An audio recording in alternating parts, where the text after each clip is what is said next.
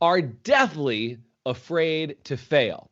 And if that's you, you're going to want to listen to this podcast because we're going to change that forever. Your mind is a beautiful thing, but if left unattended, it can get ugly real quick. If you're not constantly curating the content your mind consumes on a daily basis, then your surroundings will dictate your daily thoughts, habits, behaviors, and actions. This show has only one goal: to leave your mind more beautiful than it was when you arrived. Welcome to the Beautiful Mind Show.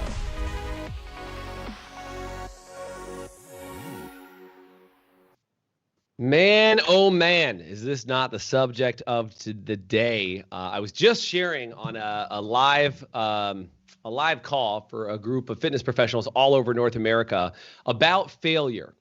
And failure is such a hot topic because I said this on that event I was just doing, that most people are so afraid to fail. They just don't want to fail. They said, what's one of the biggest secrets to succeeding? And I said, you've got to be able to fail faster than anyone else. And the way I phrase this, and I haven't talked about it very often, is I just know I'm not very good at a lot of things, but I know what I'm really good at, which is failing faster than other people. I fail fast, recover quick, and make some good progress. And what I tell people is, I will out-fail you. I'm not going to beat you because I'm smarter. I've got some extra secret in my pocket. I just will make mistakes 100 times faster than you and deal with it. And I think one of the things that you can do is bring on people around you and let it be okay for them to fail. So on today's show, we're going to be talking about how do you actually use failure as a way to catapult you into the future. And on the show today, I've got a good friend of mine, one of the mentors inside our High Performance Salon Academy, and somebody that knows a lot about helping people to be comfortable in failure, and that can also obviously make it more awesome than it would be if it was just me. Please welcome to the show, Holly Fox. What's up, Holly? Not much, Jason. What's up? It's good to be here. Thank you. Yeah, it's so good to have you on. I love having you on. Thanks for watching with us live. If you're on with us live right now, do me a favor and in the comment section, say what city you are on from. I see Benjamin is on today. What's up, Ben? Good to see you, dude. Thanks for joining us on the podcast. But if you're on live, I'd love to know where you're from. Do me a favor and comment so we can know a little bit more about you and find this out. We're talking about failure today, Holly. You've never failed once in your life, which is why I had you on the show, because you've never had any failure, right? Yep, never. Yeah, I think I've actually made an art out of failing. Yeah. Yeah, me too, right? I mean, I think that's part of it, is like this idea, and I think it's so funny because I think people always ask this question, Holly, is they're like, what was your secret? How did you avoid failing? And I just had to laugh because I was like, dude, I failed 10 times before breakfast usually. Oh yeah, totally. You know what I'm saying? Like, I screw up tons of stuff every day. Yeah. Every day it's like, okay, yeah. I would have to say that there's not a day that goes by that there haven't been at least like a good solid 5 or 6 fails just by breakfast time. Absolutely. Yeah, no, this is the interesting part. Now, if the idea of failing or making a mistake or screwing up really like gets in the way, you become a very different person, right, Holly? Like, if you're trying to avoid failure, is like, first of all, you can't avoid failure. I think there was Buckminster Fuller was a guy that I referenced a lot. He was a mentor of mine through word only. I never met the man, but Bucky Fuller said something that I thought was really powerful. He said, when little children are born, and you guys know, I have 2 boys. I have a 4-year-old and a 7-year-old, and I remember when both of them learned to walk.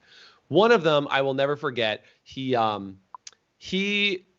army crawled for a minute, like just army crawled with just his arms. He didn't use his legs. And then one day he just stood up and basically started running. That was my oldest son. And then my younger son was like, I don't really want to walk, so I'm going to make you guys wait a couple extra months. We had to haul him around a little extra.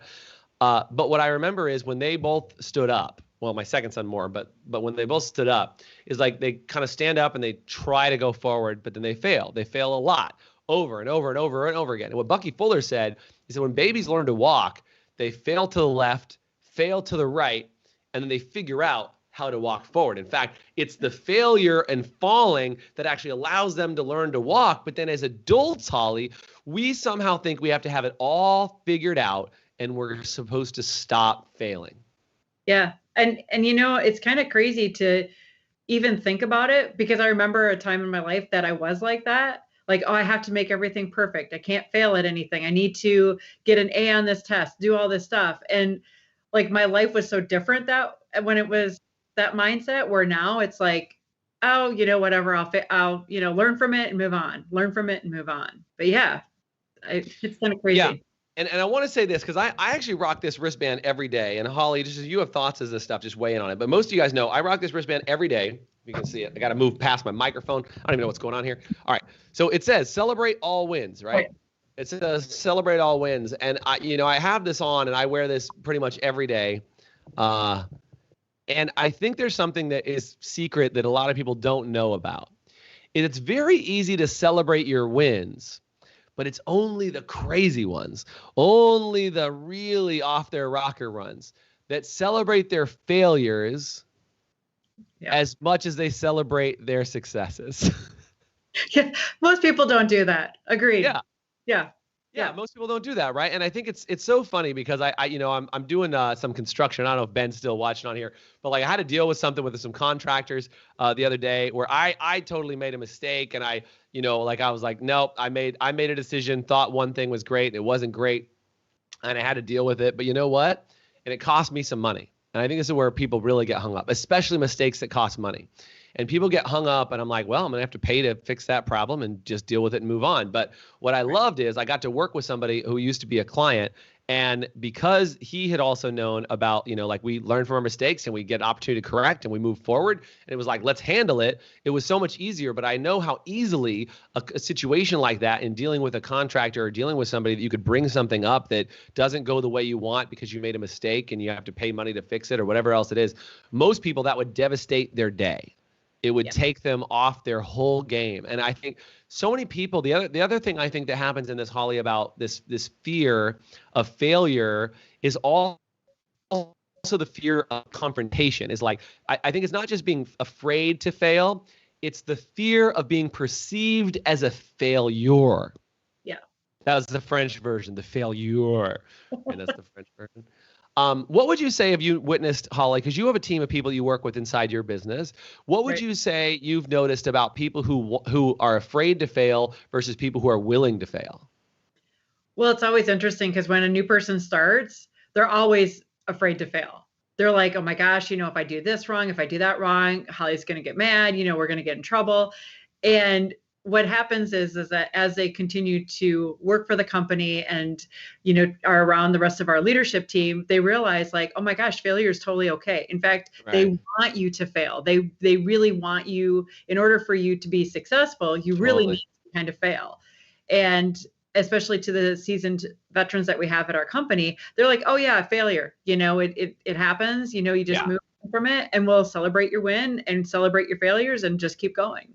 So I think it's really an important distinction, I think, to make, Holly, like you were talking about, is that can you celebrate your team's failure as much as you celebrate your own failure? So like level one is learn to celebrate your own mistakes and really laugh at yourself. And like Holly, I just thought was funny, right? Because even as I brought it up, I think, and this is going to sound silly when I say it, but I think it's one of your greatest qualities is that you are really good at finding humor in your own mistakes, like you personally.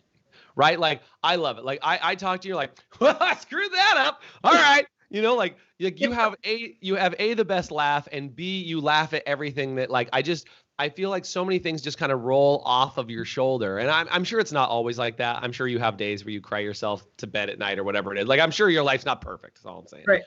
But like, I know that you've got such a great sense of humor about mistakes and about those things that happen. And by the way, I just want to give credit where credit's due. David Belfer, who's on, he re-quoted Bucky Fuller with the rest of the quote that I was going to say, but I forgot to say. So thank you, David. He said, we have a left foot and a right foot, not a left foot and a wrong foot. Thanks, David, for reminding me that piece from Bucky Fuller. But yeah, absolutely, right? It's like, that's the deal. And it's like, it's not right or wrong. It's just another learning experience. Yeah, Holly? Oh, totally. Like, some of my best learns have been from my biggest failures, basically, You were going to say F-ups. I knew you were going to say it. I heard it. Was that what you were going to say?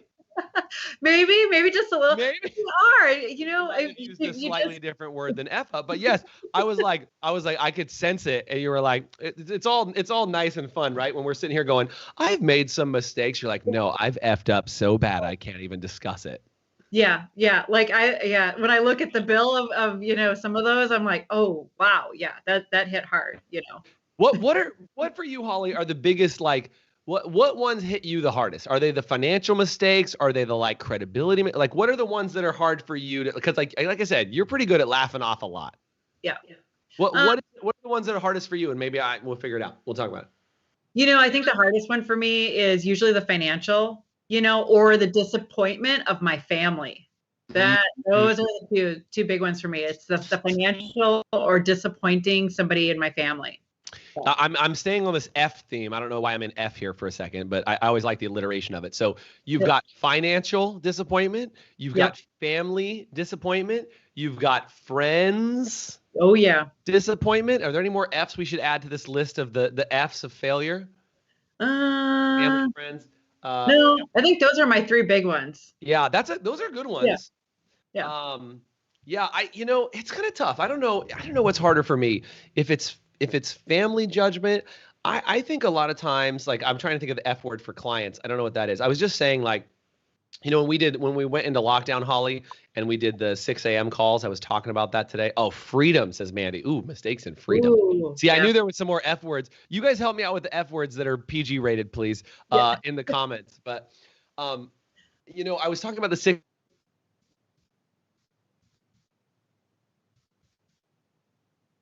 Often get motivated by, like, pressure from just myself.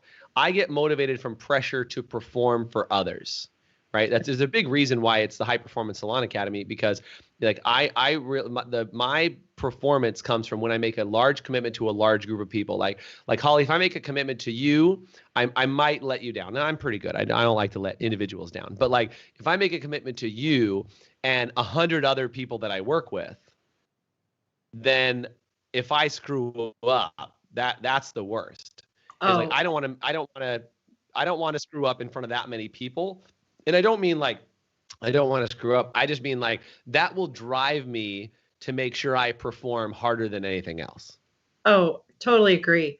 And even when you're talking about it, like, we're in, like, performance packs. So we're with groups of people, and, every week we're coming in and we're getting our stuff done. Once again, a different S word. We're getting our stuff done because we don't want to let down the rest of our group, And there's several of us that are salon owners. And to be honest with you, we're going to just speaking of a failure. Can I just go on a little? Yeah, please. Oh, confessions. Yeah. Confession time. I like it. What's the failure? Yeah. So a couple years ago, I decided to try to do a Tough Mudder, and I made it, I would say 3/4 of the way through, and then my body just said, nope, we're not playing this game anymore. And I ended up in the med tent. And so I get and that was a failure. I mean, it was a tough one. And I'm like, I'm going to go back at some point and redo this, because I've learned a lot about who I am and how much I can push myself. Yeah. Well, I get a phone call like 2 weeks ago from one of my friends, and she's like, hey, we're doing a Tough Mudder. Oh, damn. I was like, no, we're not. And she's like, yeah, we are. All of us are. All the cabs are. And I'm like, okay, great. Like, I guess I'm doing a Tough Mudder, and I know because of the people that I'm hanging out with that I am going to step up to, perform better, to your point, Yeah. I think when you get in a community of people that celebrate failure with you and they high five you and pick you back up, that's like the best day. Do you know what I'm saying? It's like and I think this is the thing, is when you're learning a new skill, when you're doing something you've never done before, you're going to have to fail thousands of times before you learn something. Yeah. Right? And it's that same idea. You have a right foot or a left foot and a right foot, not a left foot and a wrong foot. Is this idea that so many people get caught up on this idea of, like, I don't want to be a failure. I did all my learning in school, and now that I've learned, I can make no mistakes. And I think school, like, trains it out of you that failing is wrong. You don't want to get an F. I mean, we are using F words. You don't want to get an F, a grade. What's an F? Yeah, like, it's so funny to me that the worst grade you can get in school is an F. and we're calling them F-ups. I'm being as PG as I can here for today's call. We've said F and S this whole day. We're doing really good, Holly. I feel like we're keeping We are together. really good. I'm doing really good here. Yeah. Yeah, but this idea is that you flunk or you fail or you F up. Or like, why is it the F words? I don't know. There must be some power in the letter F that I don't know about. There's some like, linguistic power of the f. Anyway, but the idea is if you can be around people that like to fail with each other and they will help pick each other up, you're in an environment of learning. Absolutely. Right? Like, totally. Like, I mean, like we're going on this next high octane adventure coming up, and dude, I'm gonna screw up so many times on that thing. It's not even gonna be funny. I have no doubt in my mind. I will probably throw up into a paper bag because we're gonna be flying. Another F word. Speaking of F words, we're gonna be flying in these ridiculous like stunt planes for this like sky combat crazy experience that we're doing. I have no idea. My stomach will fail, my mind will fail, and I will effing S my pants. Did you see what I did there? Yep. But yeah, like I have no doubt that like I'm gonna be scared to death. Yeah. And I think if you're not in that moment, like what's a risk that you could take in your life if you're listening and paying attention right now or watching with us live, is what's a risk you can take in your life that scares the crap out of you? What's a stretch? What's something that's way outside your comfort zone? What's something you can take on that like it's so big, and this is going to sound weird, Holly, but it's so big that you almost expect to fail. Yeah. Right? It's like, it's easy to say, oh, I might be able to, like, and again, to your point, you've already failed once in a Tough Mudder. Absolutely. Yeah. So they're like, we're doing Tough Mudder. You're like, nope. And they're like, we're all doing it. You're like, damn it. Yeah, that's exactly it. Right. Yeah. And so, if you take on something big enough that you're going to fail, like I think sometimes when you take on something that big that you're most likely going to fail, it makes failure okay as long as you learn from it and come back to it. To your point, you do a Tough Mudder, you fail it. If like I know a Tough Mudder would probably kill me too. But if I know that I'm going to fail going into it and I do it anyway, and I go like I literally, when you said you made it 3/4, I'm like, well, that's probably further than I would make it. Like I was like, I don't know if I would make it that far. And I'm an adventurous dude. I don't know that this Tough Mudder's my jam. But if you fail at 3/4 of the way through and you're like, I thought I was going to make it to the, the halfway mark, and you fail a little further, right? It's like if you fail faster, you make it further, you will change your future, as Mandy said on here. I know. Somebody quote Mandy/me for saying that. But I think that's it, right? Is like the faster you fail, the faster you get to your future. And I think, the question becomes like, what have you failed in? Like, and I think here's one other thing, Holly, and I'm curious your opinion on this. How much value do you think admitting your failures has to do with empowering you for the future? Oh, it's huge. It's so big. I mean, because like I just admit it, and then admit it, and then I can move on.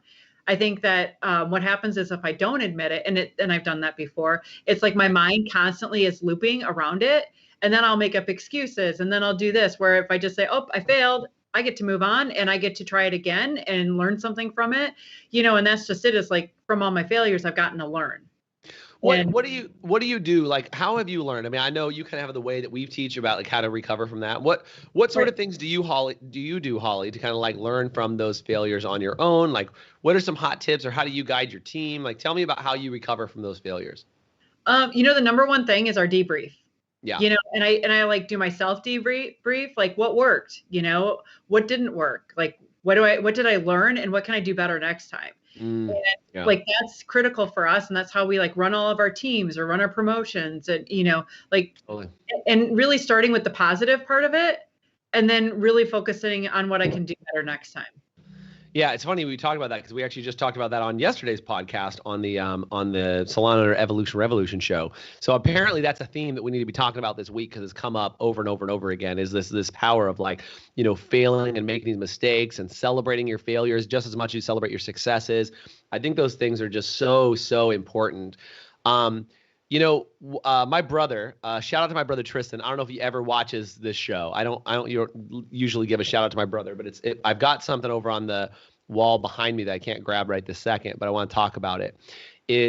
My brother is a high performance automotive tuner. He deals with, high end specialty race cars, and he gets the most performance. He maximizes performance out of cars by, tuning the engines and making sure everything mechanically is high performance as it can be, but then also tuning the computer that runs all of the actual components of the car.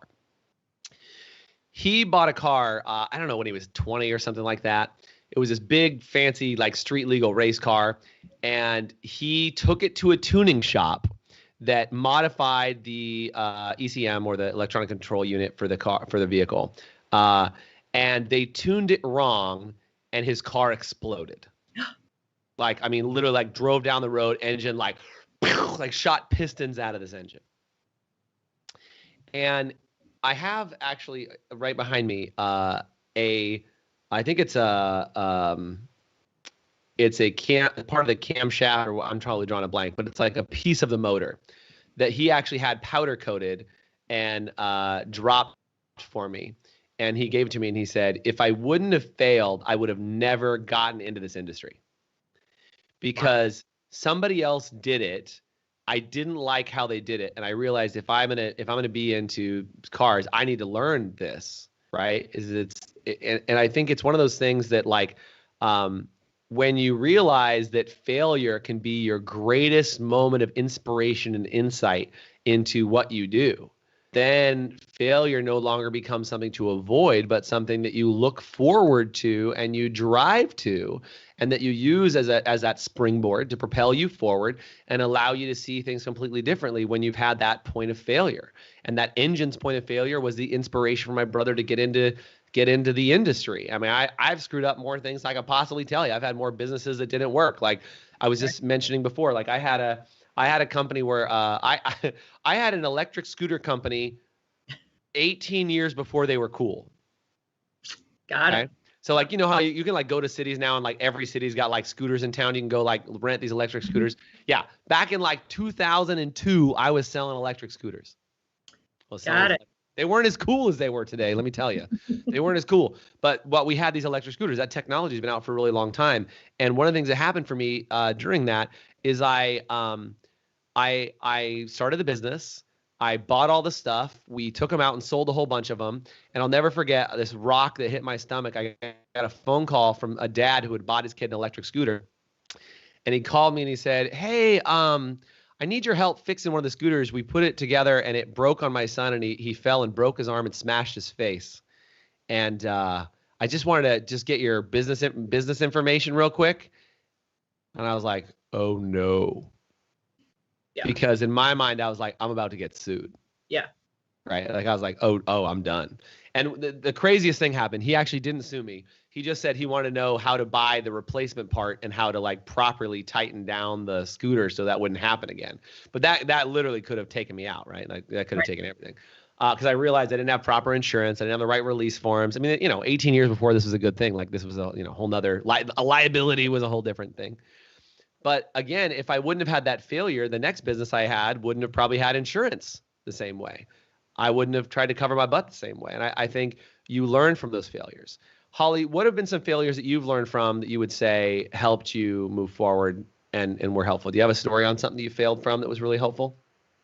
Yeah, I do. I had a really bad car accident, and that I caused. And so it was a pretty big one. In fact, I probably could have. I'm lucky to be here today. Wow. And that was the thing that shifted my mindset to be able to, one, acknowledge that it was my responsibility, and I'd put myself in harm's way, and that I was able to walk away from it, which then really gave me that inspiration to be able to be like, you know what, I've got big plans, and I've made a failure. I learned from it and I've moved on. And honestly, that was really the catapult that changed my entire life. It changed my relationships with people. It changed the way that I did business. And then I didn't know that. Yeah. And then what I started to do is I started to take more of a calculated risk and more like fun risks, like, doing high octane adventures, doing ropes courses, doing Tough Mudders. Like those are the things that I started to do that were a lot more of a risk that would put me on the edge, because I kind of like that, but at the same but without endangering yourself. Yeah, I mean, that's probably a good idea to put yourself in calculated risks. Yeah. But to your point, I mean, I think risk is what makes us feel more alive. But I think sometimes what can happen is we're so afraid to take a risk or so afraid to create a failure that we don't take risks, and we end up just avoiding failure altogether. And avoiding failure is the failure. Right. Totally. And that's what happened. I was kind of in that lifestyle of don't fail, be perfect, let everybody see that you're perfect. You know, you've got the perfect business, you've got the perfect family, you've got this. And I was not willing to even accept a failure. So when that happened and I had that massive one, it really just shifted everything for me, which thankfully, because now I get to grow people for a living and I get to teach them to do that. So it's kind of that ripple effect that happens. Sure. Yeah, this is good. By the way, if you guys are getting a lot of value out of this, do me a favor and just comment with the word value. I just want to make sure we're getting some good value. And anytime you hear something that stands out to you during any of the podcasts or shows that we put out and pay attention to, just do me a favor and drop that aha moment. Drop that comment in the comment section so we know where it's being valuable for you. And if you guys want to find out more about other Beautiful Minds show, or you want to suggest some topics, you can do me a favor and comment on any of our videos and say, hey, I'd love to hear some more on this subject or that subject or whatever subject. Or you can drop us a message. You can shoot me a DM on Instagram or a messenger message on Facebook or wherever the heck you can track me down on social. Send me a message. Say, I'd love to hear more on whatever subject you want to hear more on, and we can see what we can do on the Beautiful Mind show. And by the way, if you want to practice having a more beautiful mind, we do something called a 7-day Beautiful Minds challenge, where you can actually take a challenge and we give you 7 days worth of challenges that you can do. And if you want to participate in a 7-day Beautiful Minds challenge, comment with the term 7-day, and our team will send you a message on how you can get started so you can put yourself in a position where you probably will fail. I hope you fail during the 7-day Beautiful Minds challenge, because you will learn something. And if you learn something, that is an amazing day. We want to celebrate with you. We want to help propel you forward and get you where you need to be. So do me a favor and comment 7-day if you want that. And do me a favor on this new show, because we're only on episode number 6. Give us a comment, leave us a review. We'd love to know if you're enjoying the show so we can put out more great episodes like this for the future. Your reviews and everything help. Holly, thank you so much for being on today. Really grateful to have you. As always, a pleasure to have you. And thanks for sharing more about your story. Thank you guys so much for listening and enjoying the Beautiful Mind Show.